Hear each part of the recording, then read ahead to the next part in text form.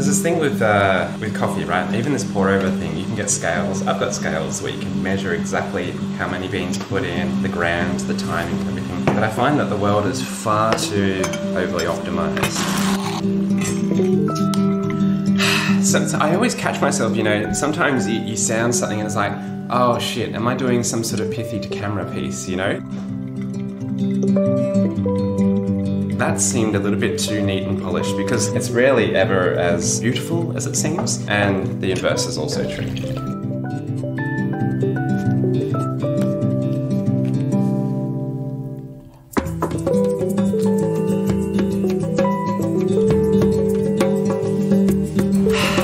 There's contexts that we can step into where we're more likely to manifest parts of ourselves that could be considered more authentic. I don't think we're ever not authentic. I just feel that sometimes in some contexts we maybe feel psychologically less safe. We don a particular mask or a particular armor or only show a particular aspect that we think will help us to survive in that particular world. Whereas more authenticity comes with comfort, psychological safety, and a willingness to reveal more of the parts of ourselves, even the parts that are in conflict with each other.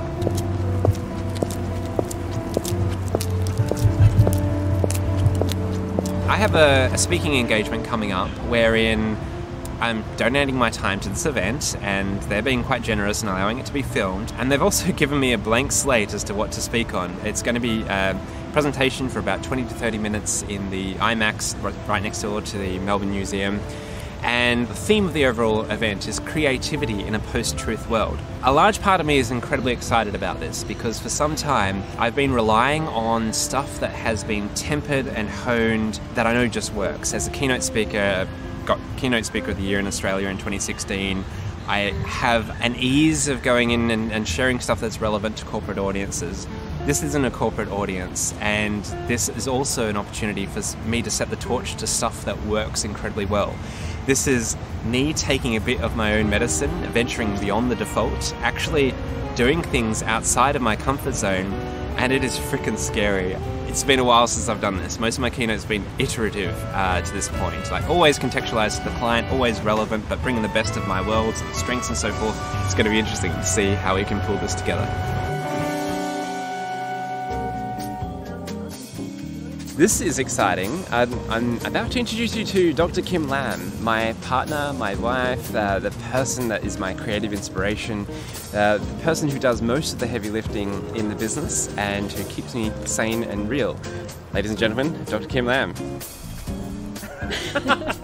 Kim helps me to stay both creative and high-level thinking and quite grounded and real for what the client actually needs. It's often just a conversation between us where he might plant some seeds and discuss some ideas, and I'm really good at being critical. And I really like being in the position where he gets to pitch to me as well. Be like, okay, what are you going to impress me with today? And then jump out of that space as well and actually be helpful and kind. This is pre-keynote, and this is the overarching process that I try to apply to most anything. I try to empathize with the audience. So there are at least two audiences here. There's the client, so what angst they have, the reason they've booked me, to provide some provocations, to contribute to an event. And then there's the audience itself in the room, and sometimes those needs aren't completely overlapping. Then I kind of shift to, all right, well, what are the predictable usual suspects? What's the stuff that if you Google, you're going to find that here's the usual standard advice that's utterly bland and boring and most people have already thought about. I then go into this phase of what I call anti-fragile brooding. This is where I court doubt. I relish in doubt, all sorts of doubt. I doubt my own doubts. I ask questions. Is this really the case? Is there another way? Is there another angle to look at? What happens if we look at the nexus of intersecting trends? What are some angles here that other people haven't necessarily considered? What it distills is some sort of thesis, some provocation to put forward that's not all bland and predictable, that's interesting. That's the precursor to my keynote. This angst phase is where I spend a lot of my time. Just looking back on old notes, like stuff that I've... This is what an old keynote looked like with me visually anchoring different parts. It's kind of like what the map of the keynote looks like. I don't even understand what it means at the moment.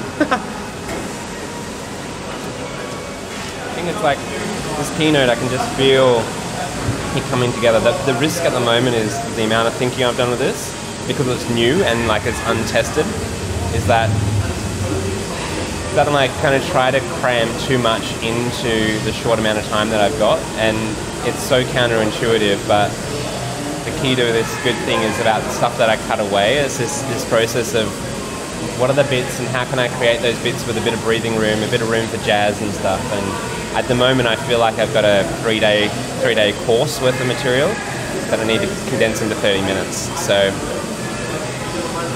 see how that goes. I think the thing to remember is that all of us are in photosynthesis. All of us are doing the best that we can with the resources and the understanding that we got in that particular moment. Thanks for having me. Oh, thanks for coming. No worries. There's this wonderful quote by Alan Weiss. I'm constantly surprised by how stupid I was 2 weeks ago. And I'm pretty sure that there are things that I said 2 minutes ago that I'm surprised by how stupid I was. So our next speaker is Dr. Jason Fox. All right, so we're here. This is the conference, the one that I've supposedly developed a new keynote for, which is actually 50% familiar default material and 50% new stuff. This is like where the dance really begins, because I had a different image in my mind about what this would be. And so when I was yesterday here, I saw this space, I was like, this is going to be a novel challenge.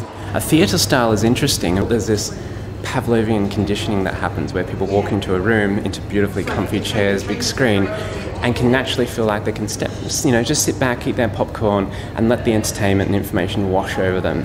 And so partly my challenge today will be spiking some energy into the mix to actually get people more engaged, more connected with each other and with the ideas that I'm sharing.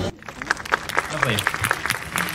Hello. Oh, this is wonderful. Okay, good. I'm going to share a little bit about how you can move beyond pessimism, which is something I've been spending a lot of time in at some point, and how you can possibly use motivation design in your world to arrive or create more in this post-truth world. If you think about the default arc of any enterprise, all organizations, initiatives, whatever it is, start at this kind of nascent startup phase.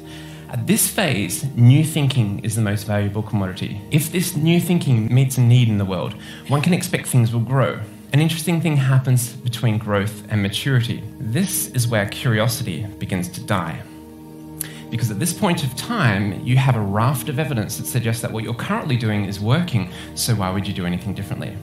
At this point of time, in this default arc, it becomes inefficient for you to do anything but the default. If we actually think about what curiosity looks like, it looks like people reading books and magazines that they don't normally read, going for long walks, thinking, mulling things over. And if you look at it through this capitalist productivity lens, none of that actually looks productive. None of it actually looks efficient. It looks like you're squandering time. And if we're not careful, this can lead us deeper into maturity, where we can start to experience the atrophy of empathy. People stop relating to each other as people. They're just cogs in the machine, and we relate to each other as our role descriptions. And ultimately, we start empathizing with the current and emerging needs in the market. We become embroiled in insular, and that ultimately sends us into the decline, into the inevitable kraken of doom, which feeds upon the sweet nectar of your impending irrelevance. Nature abhors a vacuum. If you clear your desk, it will fill with new things. Clear your calendar, it will fill with new things. One of the reasons many organizations struggle with transformation is because they simply add more things to do.